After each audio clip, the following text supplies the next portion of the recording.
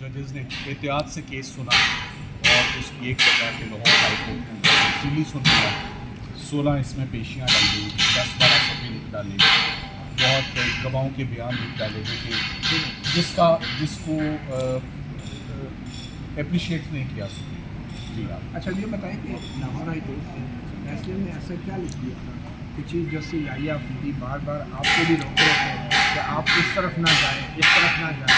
Lahore high court ने अगर 3 सरकारी गवाहों की बुनियाद पर ज़मानत मुस्तरद की थी, तो अब सुप्रीम कोर्ट ने अगर ज़मानत दे दी है, तो क्या आप कह सकते हैं कि उन 3 गवाहों को सुप्रीम कोर्ट ने जो है डिस्क्रेडिट कर दिया है?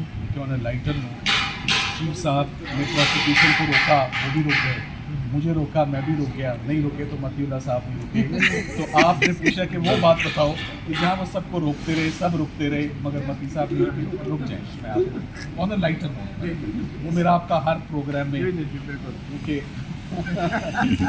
ये आपका प्रोग्राम बड़ा पॉपुलर है, वेरी पॉपुलर है। और तो बात ये है कि डीपर एप्रिसिएशन, इसको उर्दू में थोड़ा एक्सप्लेन कर दें। सेंसिटिव हसास नौयत का ये मुकदमात जो होते यकीनन है।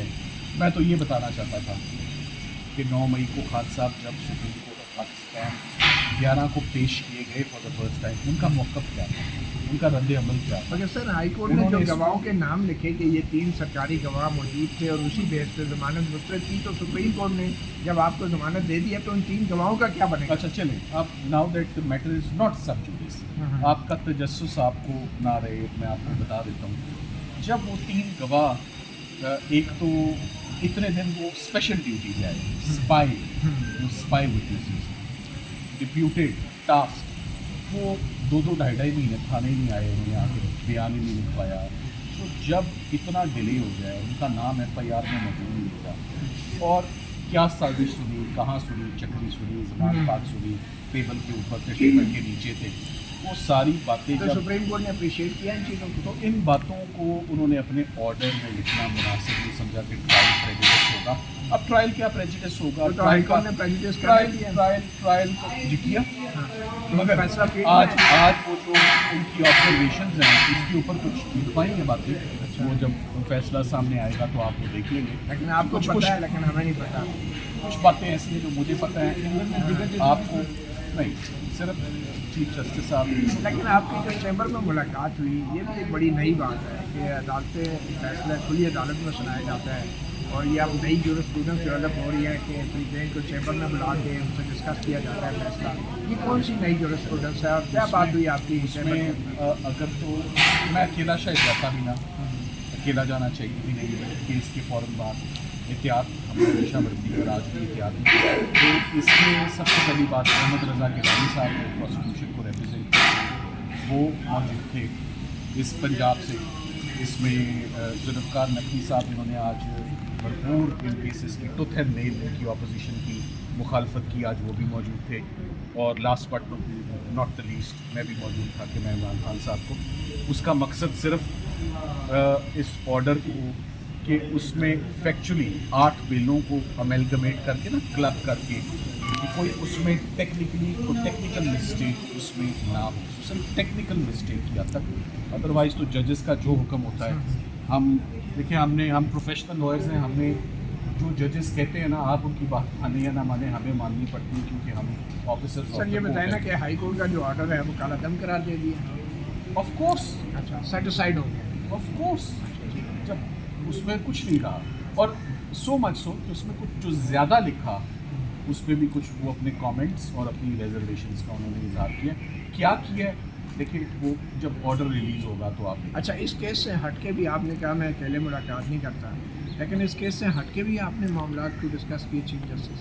जी, मैंने आपकी शिकायत लगाई इसमें जो हट के बात हुई वो भी इमरान खान साहब से रिलेटेड, उनके फंडामेंटल राइट्स जो हैं जो वायलेट हो रहे थे। देखें, अगर चाय पीने का बहाना मिल जाए एक प्रोफेशनल लॉयर को, चीफ जस्टिस साहब के साथ और भी लोग उसमें बैठे हो, सरकार भी हो, तो ये अच्छा अपॉर्चुनिटी नहीं है, अच्छा मौका नहीं है। एक थोड़े से गिले शिकवे भी आप अपने दे दें, बता दें कि सिस्टम में हम कहाँ जो दरख्वास्त के ज़रिए नहीं हो पा रहे, तो क्या बात है? दरख्वास्त के ज़रिए अगर केस नहीं लग रहा تو یہی بتایا کہ درخواست کے ذریعے کیس نہیں لگ رہا، تو اور کیا طریقہ ہے کہ پھر کیسے کیس لگے گا؟ ایک پٹیشن ہوتی ہے نا. کون سے کیسز ڈسکس ہوئے؟ القادر کی بات ہوئی نا، صرف پیچھے رہ کیا گیا ہے؟ سو ایک القادر رہ گیا. القادر پہ بات کی ہے کہ آپ القادر کے کیسز نہیں لگ رہے، اکراس دا روڈ کوئی پٹیشن نہیں ہو رہی. اور مینلی جس پر بات ہوئی وہ عمران خان صاحب اور ان کی اہلیہ بشرا عمران کی جو وائلیشن ہوئی ان کی ہو رہی ہے، jail manual, fundamental rights, entitlements as former prime minister.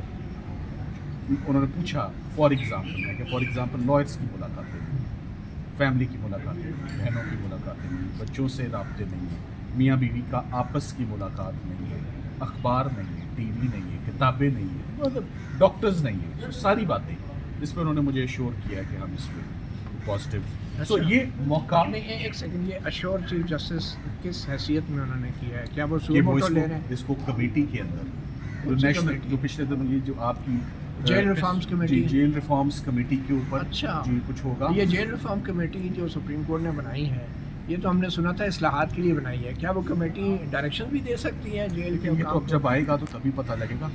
میرا یہ سو موٹو تو نہیں لیا نا چیف جسٹس؟ نہیں سر، نہیں سو موٹو نہیں. یہ شکایت لگانے کا فائدہ کیا ہوگا؟ مجھے ایک اپرچونٹی اور ایک موقع ملا، تو میں نے اس اپرچونٹی کا پورا فائدہ اٹھایا. میں نے کہا جی ہمارے یہ تحفظات ہیں، تو صرف چائے پی کے آ جاتا اور اپنے کوئی اچھا، کنسرن اب کوئی شکوے نہ دیتا تو القادر ٹرسٹ کیس بھی لگ جائے گا؟ یہ ڈوگر صاحب کو فون کریں گے، کیا کریں گے؟ I don't know. لیکن انہوں نے ایشورنس دلائی آپ کو. سر ایک کیس مطلب ایک پہلے بہت زیادہ کیسز تھے نا، کئی سو. صبح تک کتنے تھے؟ 9. اب کتنے؟ 1. بس یہ انٹرویو ختم. تو یہ چیف جسٹس نے ابھی اسلام آباد ہائی کورٹ میں القادر ٹرسٹ کیس لگانے کی بھی جی بالکل نہیں کرے گا. اچھا، میں نے بتا دیا ہے اس کا، انہوں نے نوٹ کر لیا، میں نے بتا دیا. یقین دہانی مجھے کوئی نہیں کرے گا. آج کے لیے اتنا. تھینک یو، بہت شکریہ. Thank you. ویسے